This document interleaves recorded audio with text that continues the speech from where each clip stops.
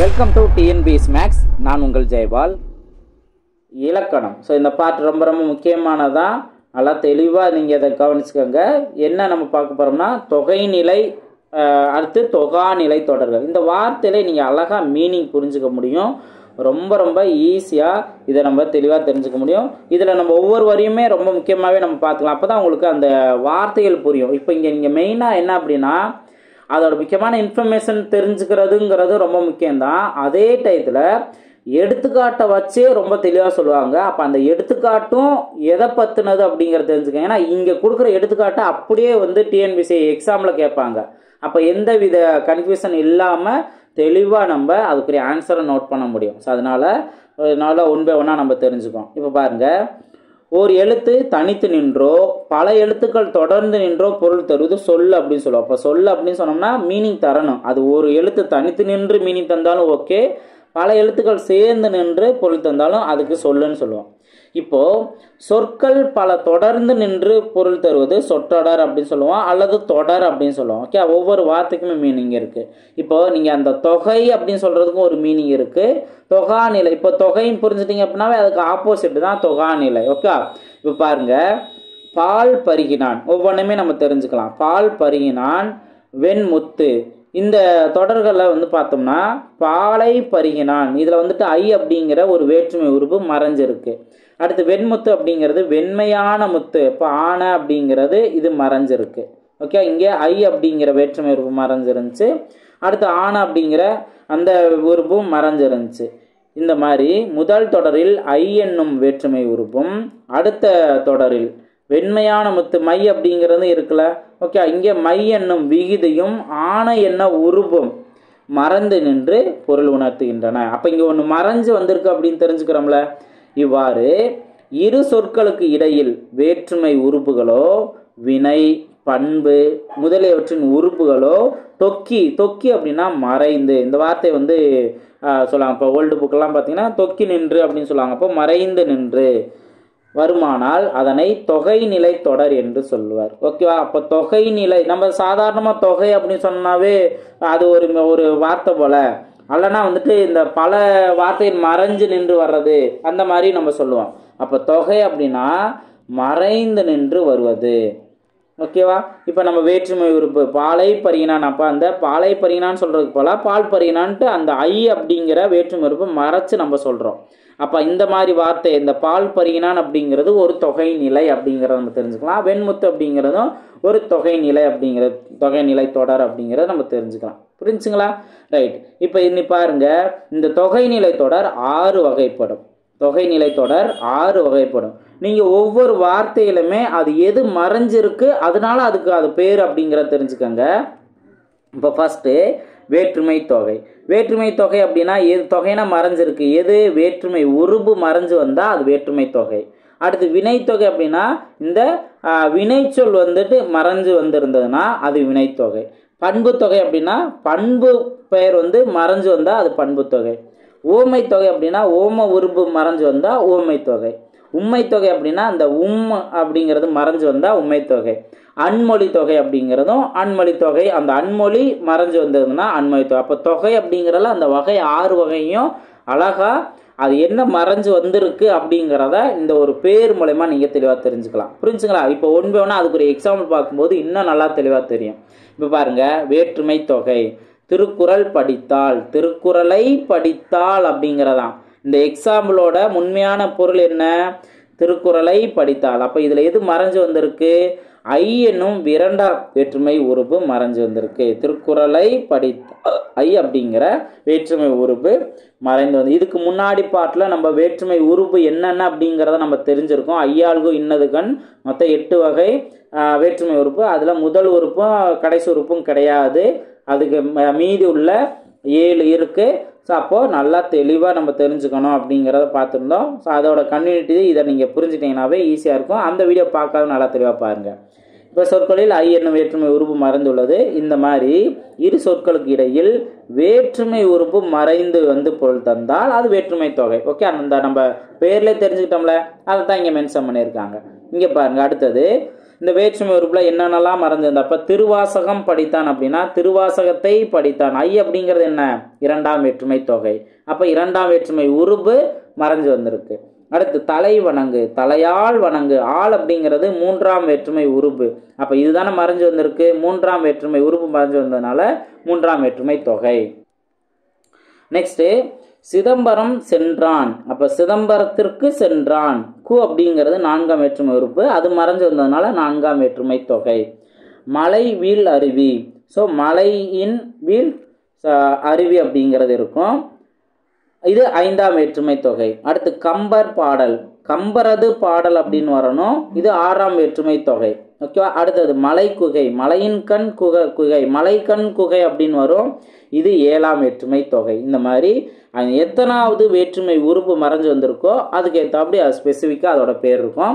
ஆனால் காமனாக என்ன சொல்லலாம், இந்த வேற்றுமை உறுப்பு ஐயாள்கு இன்னது கண் இது மறைஞ்சு வந்துருந்தாவே அது காமனாக நம்ம என்ன சொல்லலாம், வேற்றுமை தொகை. ஒரு குறிப்பிட்ட இப்போ திருவாசகம் படித்தான், இது வந்துட்டு என்ன தொகை அப்படிங்கிறது எழுதுக அப்படின்னு கேட்பாங்கன்னா ஆப்ஷனில் வேற்றுமை தொகையா, உண்மை தொகையா, பண்பு தொகையா, வினை தொகையா, இந்த மாதிரிலாம் இருக்கும்.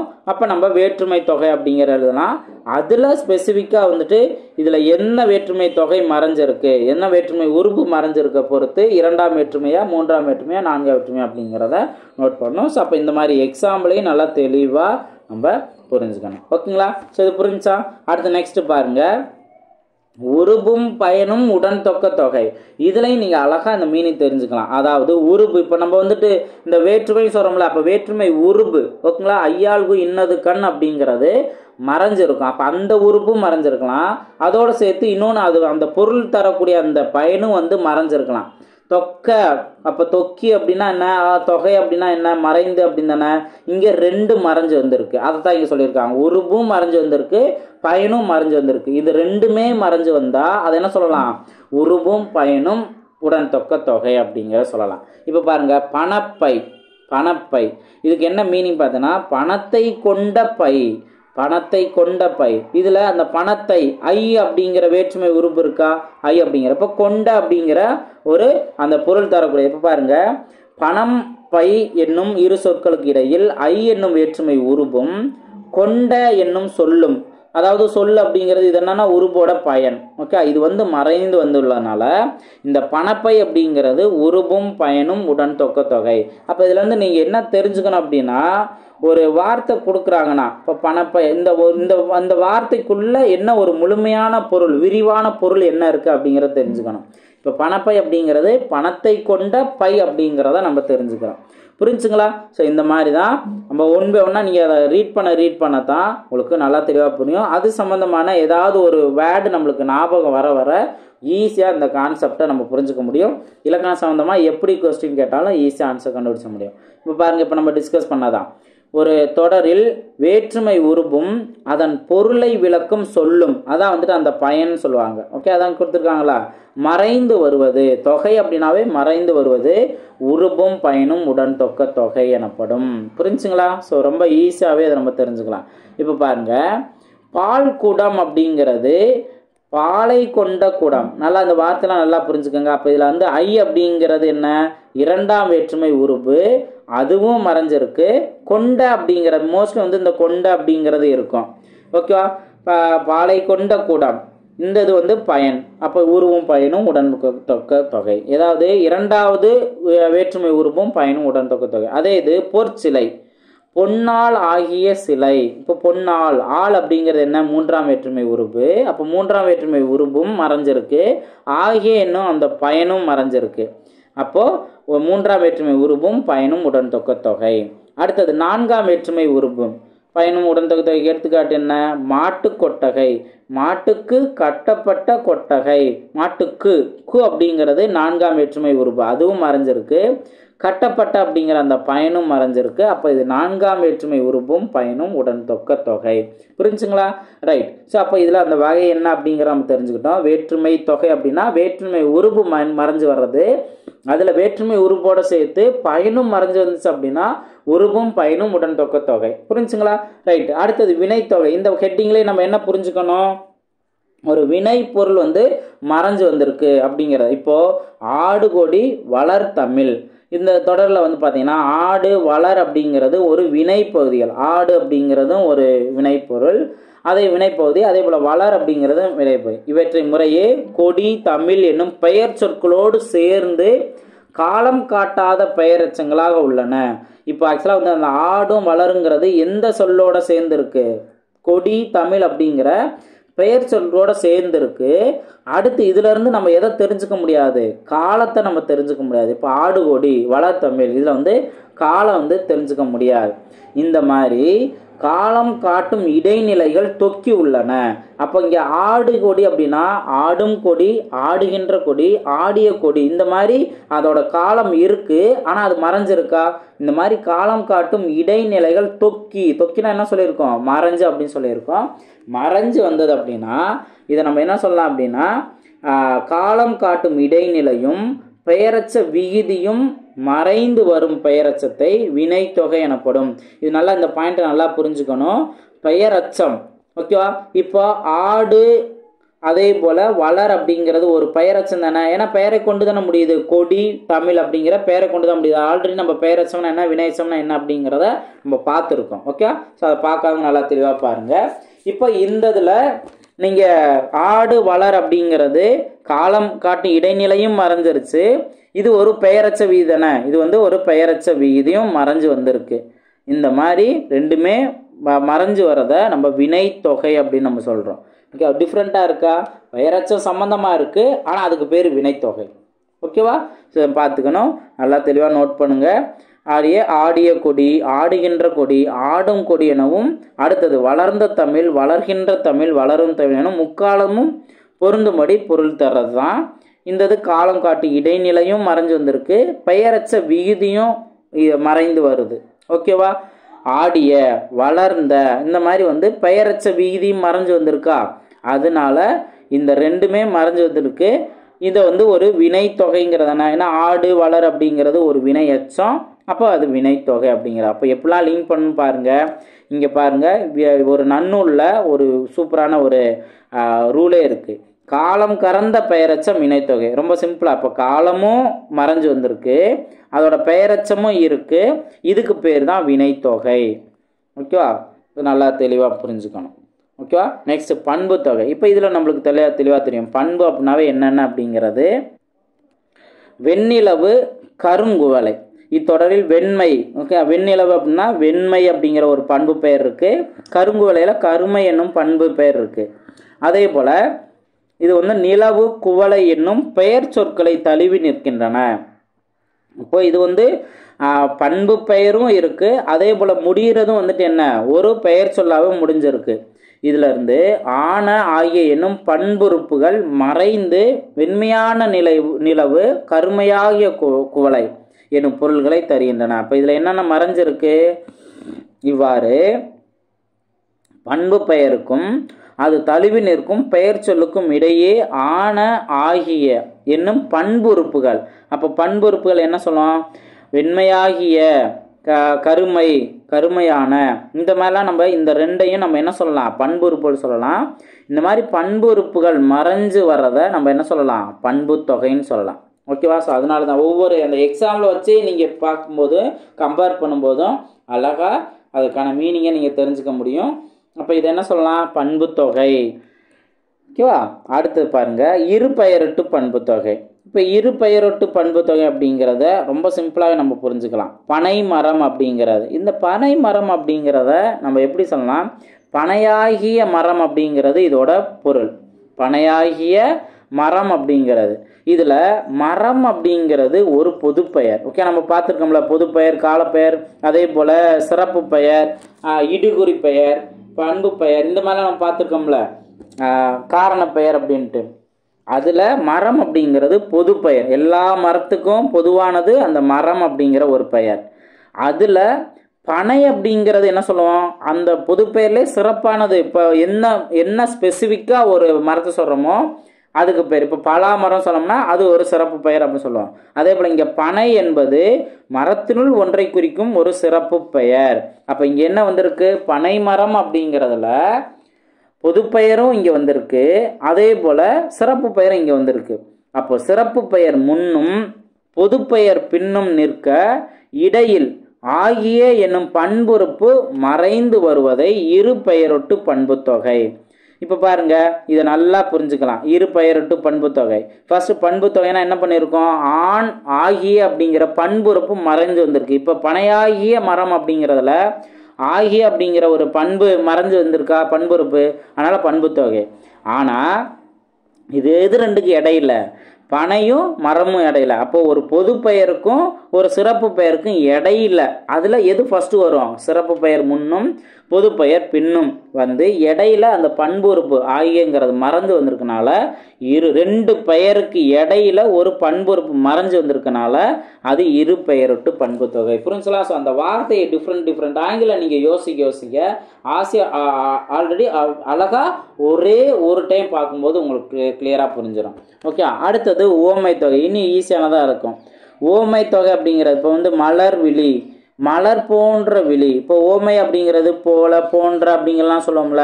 அப்போ இந்த ஓமை உறுப்பு மறைஞ்சு வந்திருக்கு. மலர் விழி அப்படிங்கிறதுல மலர் போன்ற விழி, இப்போ இது ஓமை தொகை அப்படின்னு சொல்லலாம்.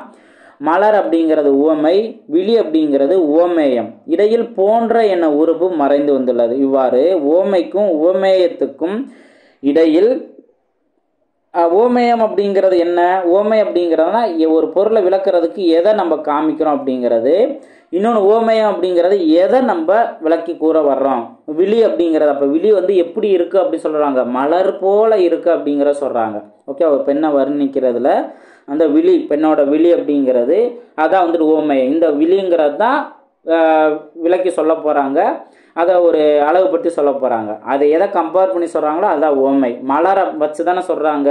இப்போ மீன் போன்ற கண்கள் அப்படின்னு சொல்லுவாங்க. ஓகே, அப்போ இந்த கண் அப்படிங்கிறது ஓமேயம், மீன் அப்படிங்கிறது ஓமை, இப்படிலாம் நம்ம அதை புரிஞ்சுக்கலாம். ரைட். ஓமைக்கும் ஓமேயத்துக்கு இடையில் போல போன்ற நிகர அன்ன போன்ற உவம உறுப்புகள். அப்போ உவம உறுப்புகள் என்னன்னு தெரிஞ்சுக்கிறோம். போல போன்ற நிகர அன்ன இதெல்லாம் வந்துட்டு ஓம உறுப்புகள். இது மறைந்து வருது அப்படின்னா ஓமை தொகை அப்படின்னு சொல்லுவோம். ஓகேங்களா? அடுத்தது உம்மை தொகை. ஓமை தொகை வேற, உம்மை தொகை வேற. இப்போ உவமை தொகையில வந்துட்டு இந்த போல போன்ற நிகர அன்ன இந்த மாதிரி ஓம உறுப்பு மறைஞ்சிருக்கும். அதே இது உம்மை தொகையில வேற ஒன்றும் இல்லை, இரவு பகல். இதை வந்து நம்ம எப்படி சொல்லலாம், இரவும் பகலும். நம்ம சொல்றோம்ல, அதான் வந்துட்டு உம்மை தொகைன்னு சொல்றாங்க. தாய் தந்தை, தாயும் தந்தையும் நம்ம சொல்றோம்ல. ஓகே, இந்த மாதிரி அந்த மறைஞ்சு வந்தது அப்படின்னா உம்மை தொகை. இப்போ இரவு பகல் எப்படி இருக்கு, இரவும் பகலும், அந்த மறைஞ்சிருக்கா, இதுதான். அப்போ இதில் சொற்களின் இடையிலும் இறுதியிலும் என்னும் இடைச்சொல் மறைந்து நின்று பொருள் தருகிறது. இவ்வாறு சொற்களுக்கு இடையிலும் இறுதியிலும் என்னும் இடைச்சொல். அப்போ உம்முங்கிறது என்ன, ஒரு இடைச்சொல். இந்த இடைச்சொல் மறைந்து நின்று பொருள் தருவதை உம்மை தொகை. ஓகே, மறைஞ்சுன்னு வந்தாவே தொகை அப்படின்னு சொல்றோம். இப்போ அதுவே வெளிப்படையா வந்துச்சுன்னா என்ன பேரு, ஓகேவா? ஸோ இப்போ இரவு பகல்னு வந்தா தான் அதுக்கு பேரு உம்மை தொகை. இதே இது வெளிப்படையா வந்துச்சு அப்படின்னா இரவும் பகலும் வந்தாலும் பசுவும் கன்று அந்த மாதிரி வந்து வெளிப்படையா வந்துச்சு அப்படின்னா அதுக்கு பேரு எண்ணுமை. புரியுங்களா? அந்த மறைஞ்சு வந்தா உம்மை தொகை, வெளிப்படையா வந்தா எண்ணுமை. அது எப்படி இருக்கும், ஒன்றுக்கும் மேற்பட்ட சொற்களில் என்னும் உறுப்பு வெளிப்பட வருவது, ஓகே, மறைந்து வருவது உம்மை தொகை, வெளிப்படையாக வருவது எண்ணுமை. தொகைங்கிற வார்த்தையை நம்ம யூஸ் பண்ணக்கூடாது, ஏன்னா மறைஞ்சு வந்தா மட்டும்தான் தொகைன்னு நம்ம சொல்லணும். இதுவே வெளிப்படையா வந்துருச்சு அப்ப அதுக்கு பேர் என்ன பேரு, எண்ணுமை. புரிஞ்சுங்களா? சாதாரண அந்த அப்படிங்கிறதுல எப்படி டிஃபரன்ஸ் காமிச்சிருக்காங்க பாருங்க. அடுத்தது அன்மொழி தொகை. இந்த வார்த்தையை நல்லா நீங்க கவனிக்கணும். பொற்றொடி வந்தால், நல்லா சூப்பராக எக்ஸ்பிளைன் பண்ணியிருப்பாங்க பாருங்க. பொற்றொடி, இப்போ தொடி அப்படின்னா வளையல். ஓகே, இது ஒரு மீனிங், சொல்லும் பொருளும்ல. தொடி அப்படின்னா என்ன அப்படின்னா வளையல். தொடி அப்படின்னா வளையல். இப்போ பாருங்க, பொற்றொடி என்பது பொன்னாலான வளையல். பொற்றொடி அப்படிங்கிறதுக்கே எப்படி ஒரு மீனிங் இருக்கு பாருங்க, பொன்னாலான வளையல். தொடி அப்படின்னா வளையல் பார்த்துட்டா, அப்போ பொற்றொடி அப்படின்னா பொன்னாலான வளையல் என பொருள் தரும். அதே இது இத்தொடர் வந்து இப்போ பொற்றோடியோட முடியல, வந்தால் அப்படிங்கிறோட வந்திருக்கு. அப்போ எப்படி மீனிங் மாறுதுன்னு பாருங்க. இத்தொடர் வந்தால் என்னும் வினை சொல்லை தழுவி நிற்பதால் இதுக்கு என்ன மீனிங்னா, பொன்னால் ஆகிய வளையலை அணிந்த பெண் வந்தால். அப்போ பொற்றோடி வந்தால் அப்படிங்கிறது ரெண்டே வார்த்தையில இங்கே சொல்லியிருப்பாங்க. ஆனால் அதுக்கு உண்மையான நல்ல மீனிங் என்ன, விரிவான மீனிங், பொன்னாலாகிய வளையலை அணிந்த பெண் வந்தாள். ஏன் வந்துட்டு இந்த வார்த்தை வருது அப்படின்னு பார்த்தீங்கன்னா, வந்தாள் அப்படிங்கிறது ஒரு பெண்ணை குறிக்கக்கூடியது. அதனால அந்த பொன்னாலாகிய வளையலை அணிந்த பெண் வந்தாள் அப்படிங்கிற சொல்றாங்க. ஓகேவா? ஸோ இந்த மாதிரி மீனிங் இருக்கு. அப்போ இதுல இருந்து நம்ம எதெல்லாம் புரிஞ்சுக்கோம் அப்படின்னா, இதில் ஆள் என்னும் மூன்றாம் வேற்றுமை உருபும் ஆகிய என்னும் பயனும் மறைந்து வந்துள்ளது. ஓகே, இதெல்லாம் மறைந்துள்ளது. இப்போ பொன்னாலான ஆள் அப்படிங்கிற ஒரு உறுப்பும் மறைஞ்சு வந்திருக்கு. அதே போல ஆகிய என்னும் பயனும் மறைஞ்சு வந்திருக்கு. அடுத்து வந்தாள் என்னும் சொல்லால் பெண் என்பதையும் குறிப்பிடுவதால் இது மூன்றாம் வேற்றுமையை புறத்து பிறந்த அன்மொழி தொகை அப்படிங்கிறது. அதாவது இங்க லாஸ்டா கவனிங்க, இதெல்லாம் மறைஞ்சு வந்திருக்குன்னு சொல்றோமா. இப்போ வேற்றுமை உறுப்பு மறைஞ்சு வந்திருக்கு ஆள் அப்படிங்கிறது. அதே போல பயனும் மறைஞ்சு வந்திருக்கு. அப்ப நம்ம இதை ஏங்க சார் நம்ம இதோட சொல்லி முடிக்கலாம்ல, உடனும் உருபும் பயனும் உடன் தொக்க தொகை இதோட நம்ம சொல்லி முடிக்கலாம் சார் அப்படின்னு நீங்க கேட்டீங்கன்னா, அடுத்து வேறவும் மறைஞ்சு வந்திருக்கு. என்னென்ன, இதோட பண்பு, உவமை, உண்மை இதெல்லாம் தவிர்த்து தொடர்கள் அவை அல்லாத வேறு பிற சொற்களும் மறைந்து வருவது அன்மொழி தொகை. அப்படின்னா வேற. ஓகே, ஸோ அப்போ வேற ஒரு மொழியும் வந்துட்டு மறைஞ்சு வந்திருக்கிறத அல்மொழி தொகை. அன்மொழி தொகை எப்படி பிரிச்சு எழுதலாம், அல் கூட்டல் மொழி கூட்டல் தொகை. அப்போ இந்த வேற்றுமை உறுப்பு, பண்பு, உவமை, உண்மை இதெல்லாம் மறைஞ்சு வந்திருக்கிறதெல்லாம் நம்ம வேற வேற கேட்டகரியில் முன்னாடியே நம்ம பார்த்துட்டோம். அதோட இதுவும் மறைஞ்சு வந்தது இல்லாம வேற ஒரு சொற்களும். இப்போ இங்க வேற என்னங்க சார் சொற்கள் மறைஞ்சு வந்திருக்குன்னா, அணிந்த பெண் அப்படிங்கிறது, வளையலை அணிந்த பெண் அப்படிங்கிறது இருக்குல்ல, அதுவும் மறைஞ்சுதானே வந்திருக்கு. அப்போ இதெல்லாம் மறைஞ்சு வந்திருக்கனால அன்மொழி தொகை அப்படின்னு சொல்றேன். புரிஞ்சுங்களா? ஸோ நல்லா இதை நீங்க கிளியரா புரிஞ்சுக்கலாம். ஓகேவா? ரைட். அடுத்து இப்போ இது வரைக்கும் நம்ம பார்த்தது தொகை நிலைத்தொடர். தொகை நிலைத்தொடர் எத்தனை வகைப்படும், 6 வகைப்படுங்கிற நம்ம பார்த்துருந்தோம். அது வேற்றுமை தொகை, அன்மொழி தொகை, அதே போல உண்மை தொகை, ஓமை தொகை, அடுத்து பண்பு தொகை, வினை தொகை, இந்த மாதிரிலாம் நம்ம பார்த்துருந்தோம். இப்போ தொகா நிலைத்தொடர். அது என்ன தொகா நிலை? இப்போ தொகை அப்படின்னா மறைந்து அப்படின்னு நம்ம பார்த்தோம்ல, அதுக்கு ஆப்போசிட் தான் தொகா. அப்போ வெளிப்படையாக வருவது தான் இந்த தொகா நிலை தொடர். ஓகேவா? ரைட். இப்போ ஒரு தொடரில் இரு சொற்கள் வந்து அவற்றின் இடையில் எச்சொல்லும் எவ்வுறுப்பும் மறையாமல் நின்று பொருள் உணர்த்தினால் அதனை தொகா நிலை தொடர் என்பர். ரொம்ப ஈஸியா இது வந்து 9 வகைப்படும் அப்படின்னு மென்ஷன் பண்ணியிருக்காங்க சார். ரொம்ப பெருசா போகுமா அப்படின்னு ரொம்ப சிம்பிளானதான். அந்த பேர்களை நீங்க தெளிவா தெரிஞ்சுக்கலாம். இப்போ தொகா நிலை 9 வகைப்படும். என்ன? எழுவாய் தொடர். அப்போ இப்போ பாருங்களேன், தொகை அப்படிங்கிற வார்த்தை யூஸ் பண்ணாம தொடர்ங்கிறத வச்சிருப்பாங்க. அப்போ இது என்ன அர்த்தம்? எழுவாய் வந்து வெளிப்படையா வந்திருக்கும். அதே போல விழித்தொடர், 2வது விழித்தொடர்னா விழித்தொடர், அந்த விழி வார்த்தை வந்துட்டு வெளிப்படையா வந்திருக்கும். அடுத்து வினைமுற்று தொடர், பெயரச்ச தொடர், பெயரச்சமும் வெளிப்படையா தெரிஞ்சிருக்கும், வினையச்சமும் வெளிப்படையா தெரிஞ்சிருக்கும், வேற்றுமை தொகையும் வெளிப்படையா தெரிஞ்சிருக்கும், இடைச்சொல்லும் வெளிப்படையா தெரிஞ்சிருக்கும், உரிச்சொல், அடுக்கு தொடர், இதெல்லாம் வந்துட்டு தொகா நிலை தொடரோட வகைகள். ரொம்ப ஈஸியாகவே தெரிஞ்சுக்கலாம். அழகா அதோட எக்ஸாம்பிள் மூலயமாவே ஃபாஸ்ட்டாக தெரிஞ்சுக்கலாம். இப்போ எழுவாய் அப்படிங்கிறத பாருங்க, மல்லிகை மலர்ந்தது. இல்லை எழுவாய்ங்கிறது பெயர் சொல் சொல்லுவாங்களா, எது பெயர் சொல்? மல்லிகைங்கிறது. இந்த வார்த்தையில வெளிப்படையாவே எழுவாய் எது அப்படிங்கிற தெளிவா தெரியுதுல.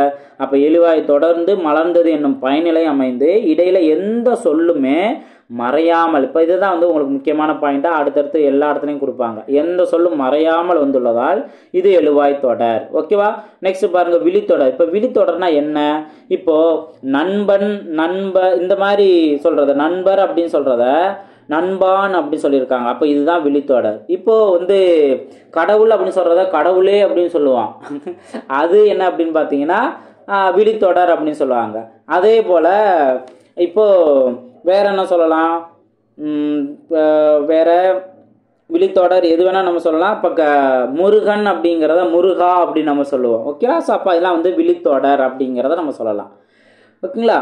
இப்போ இந்த விழிப்பெயர்ங்கிறது இங்கே வெளிப்படையாக வந்திருக்கு. அதோட படி அப்படிங்கிற ஒரு பயனிலையும் வந்திருக்கு. எந்த சொல்லும் மறையாமல் வந்திருக்கனால இது விழித்தொடர்னு சொல்லலாம். அதே போல வினைமுற்று, சென்றனர் வீரர், இதுல எது வினைமுற்று? சென்றனர். இது வெளிப்படையாக வந்துருச்சுல, அப்போ இது வினைமுற்று தொடர். அடுத்து பெயரச்ச தொடர், வரைந்த அப்படிங்கிறதா இதுல பெயரச்சம். ஏன்னா ஓவியங்கிற பெயர் சொல்லோட இது முடியுது. அப்போ இது வரைந்த அப்படிங்கிற பெயரச்சம். இது எந்த வித மறைவுமே இல்லாம வெளிப்படையா வந்திருக்கு. அப்போ இது பெயரச்ச தொடர். அதே போல் வினையெச்ச தொடர். இங்கே வார்த்தையில் தேடி படித்தான், எது வினையெச்சம்? இந்த தேடி படித்தான், தேடி பார்த்தான், இதெல்லாம் தேடிங்கிறது வினையெச்சம். இது வெளிப்படையாக வந்திருக்கு. வேற்றுமை தொகாநிலை தொடர்.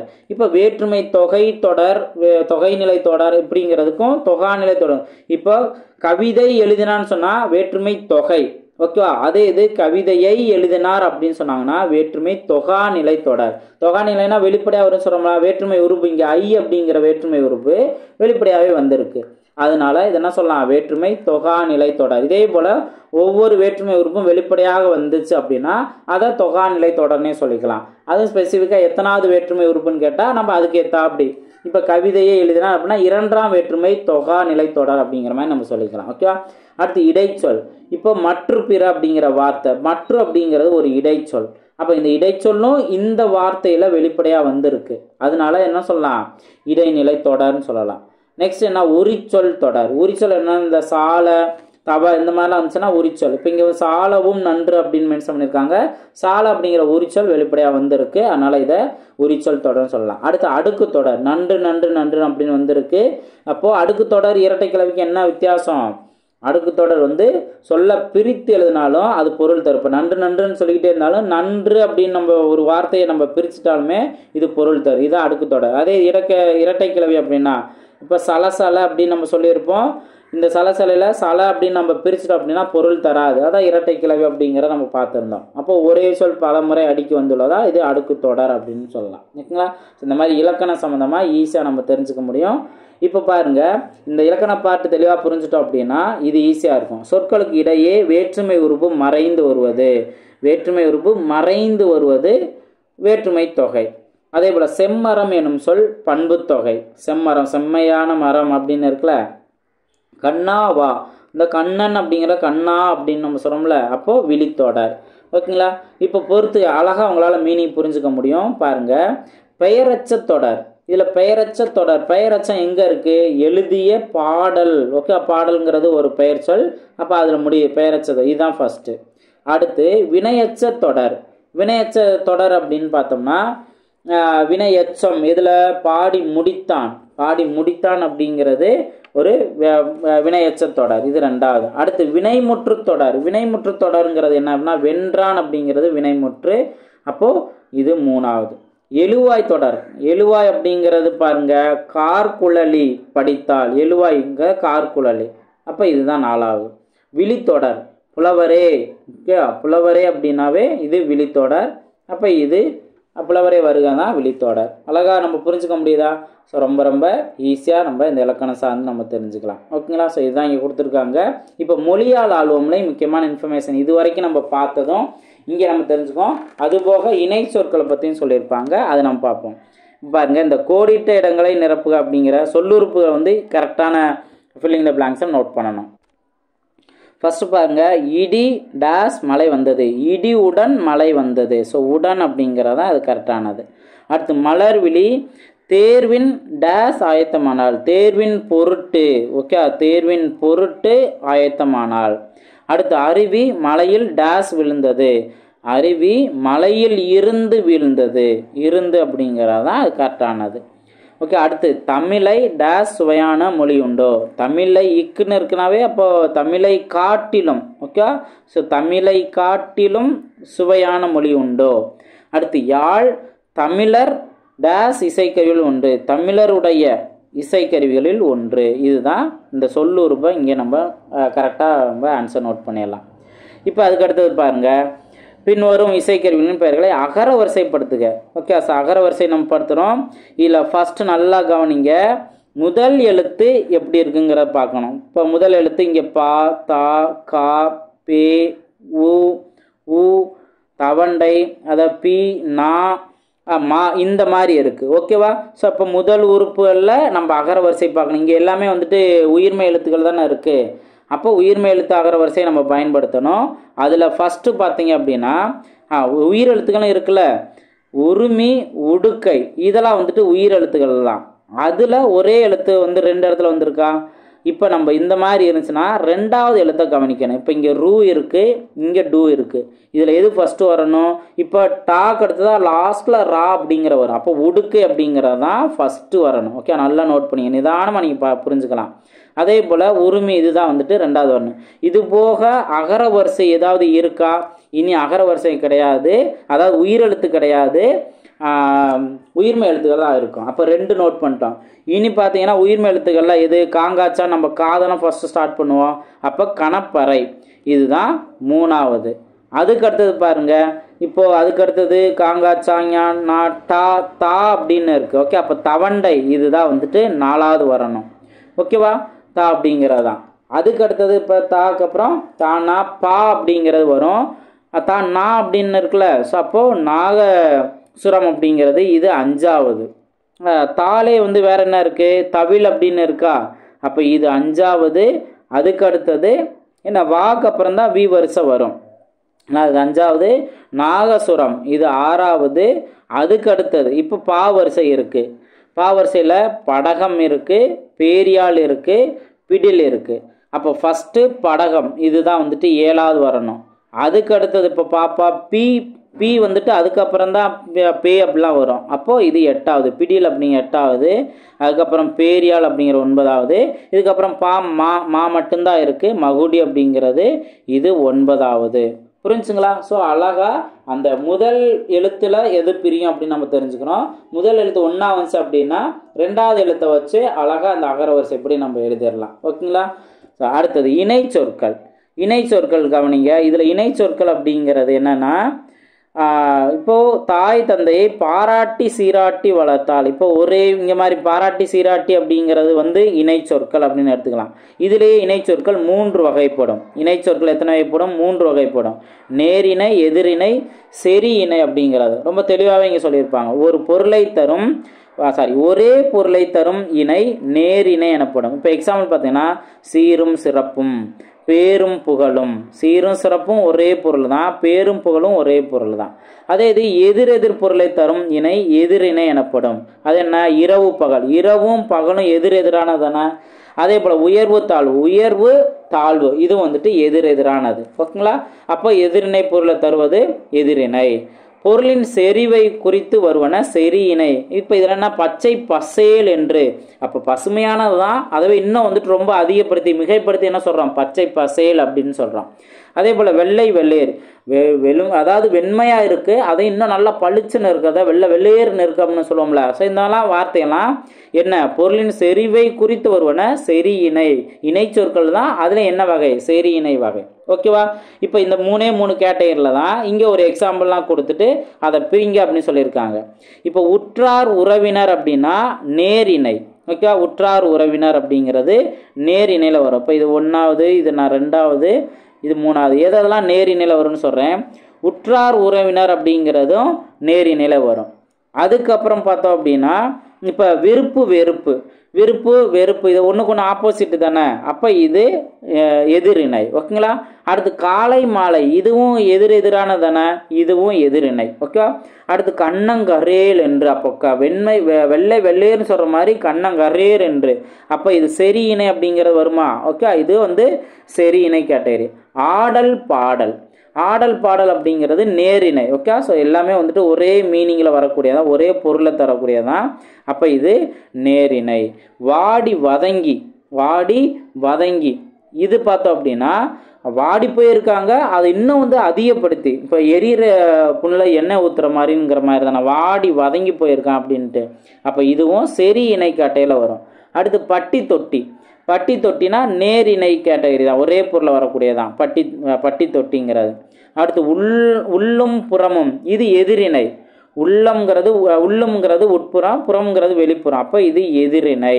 மேடு பள்ளம் இதுவும் எதிரிணை. ஓகே, மேடு பள்ளம் இதுவும் எதிரிணை.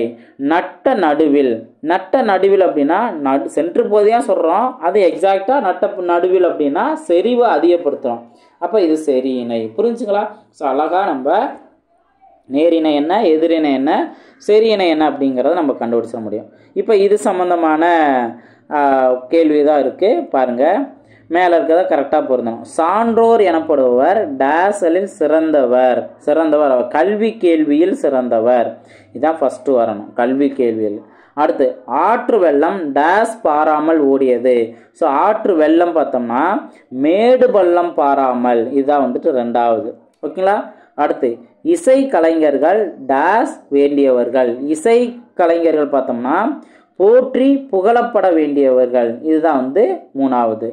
அடுத்து தமிழ் இலக்கியங்களின் பெருமைக்கு டேஸ் இல்லை. ஸோ தமிழ் இலக்கியங்களின் பெருமைக்கு ஈடு இணை இல்லை, இதுதான் வந்துட்டு நாலாவது.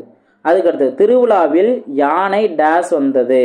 ஸோ யானை வந்து ஆடி அசைந்து வந்தது. ஓகேங்களா. ஸோ இதுதான் வந்து அஞ்சாவது. ஓகேவா. வாழ்வு தாழ்வுலாம் இங்கே இல்லை. ஓகேவா.